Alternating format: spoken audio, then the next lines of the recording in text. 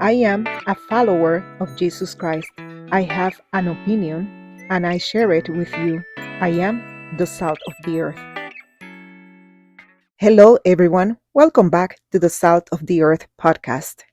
In the intricate dance of American politics, the recent presidential pardon of Hunter Biden by President Joe Biden has stirred a flurry of debate, critique, and introspection. This act, often interpreted cynically as not merely an expression of parental love, but a strategic move to shield President Joe Biden himself from future revelations, has cast a long shadow over the administration's commitment to transparency and accountability. The breadth of the pardon, extending from 2014 to 2024, seems excessively wide, leading to speculation about the depth of potential legal jeopardy both father and son might face. This echoes the biblical admonition from Mark 4:22, "For there is nothing hidden except to be disclosed, nor is anything secret except to come to light," suggesting that all secrets will eventually be laid bare. The allegations against Hunter Biden include corruption, tax evasion, and the use of political influence for personal gain, with claims of institutional complicity by the FBI and IRS in covering up these misdeeds. The rejection of a lenient plea deal by a judge pushed these issues into the public eye, highlighting a possible double standard in how justice is administered, especially when contrasted with the handling of classified documents found in President Biden's garage. Here, President Joe Biden was deemed not capable of prosecution, yet still fit to lead the nation.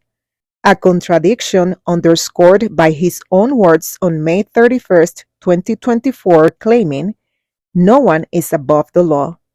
Yet his actions suggest otherwise. The media's portrayal of the situation has been contentious, often framing the pardon as a compassionate father protecting his son from political vendetta. However, this narrative sharply contrasts with accusations of media complicity in complicating the reality of Hunter Biden's laptop.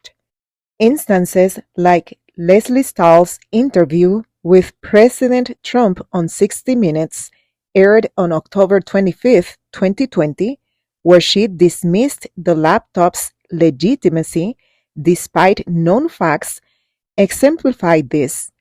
The media's role in shaping public perception has been pivotal, sometimes accused of denying facts for political gain, further illuminating the scripture's prophecy about secrets being revealed. President Joe Biden's political history is not devoid of controversy, marked by incidents like plagiarism in his 1988 presidential campaign and numerous misleading public statements throughout his career. This pattern of bending truths for political narratives places the Hunter Biden pardon within a broader context of self-preservation rather than justice or truth. Detailed oversight by the House into the Biden family's financial dealings has uncovered a complex network of shell companies, allegedly used for money laundering, adding layers to the narrative of systemic corruption. Legally, the implications of the pardon are profound. By accepting it, Hunter Biden loses his Fifth Amendment rights, potentially compelling him to testify on any related matters. This could be seen as ironic justice, or at least a legal twist where the act meant to protect might also expose. With claims of up to 459 offenses against Hunter, this scenario paints a picture of widespread corruption, challenging the integrity of political leadership in the United States.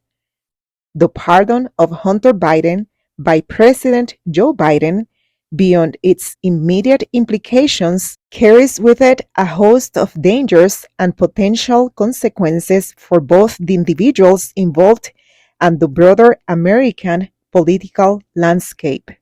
First, there's the issue of legal precedent and the integrity of the justice system.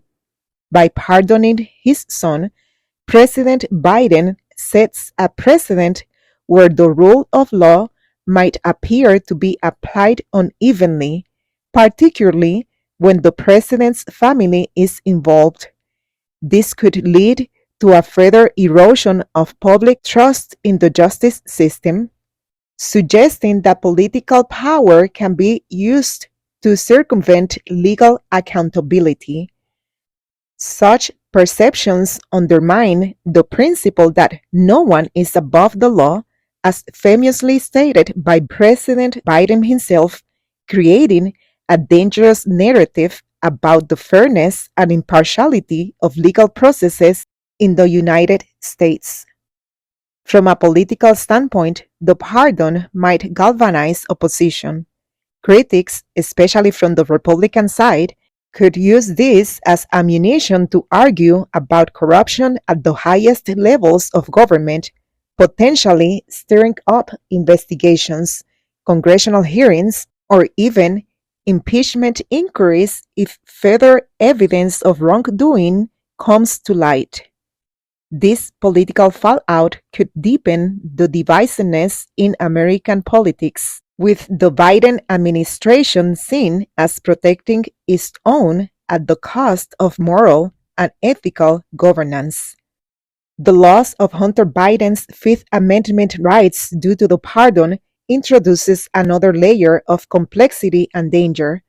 With these rights waived, Hunter can be compelled to testify about any crimes he was pardoned for, which might inadvertently expose more about the Biden family's operations or alleged misconduct. This could lead to a domino effect where, in an attempt to protect one family member, the president inadvertently exposes vulnerabilities or further incriminates himself or other family members. Moreover, the pardon could lead to increased public cynicism towards politics. When citizens perceive that political power is used to shield family members from legal consequences, it can result in a significant drop in political trust and engagement. This cynicism might translate into lower voter turnout, greater political apathy, or an increase in support for anti-establishment candidates or movements, thereby reshaping the political landscape in unpredictable ways.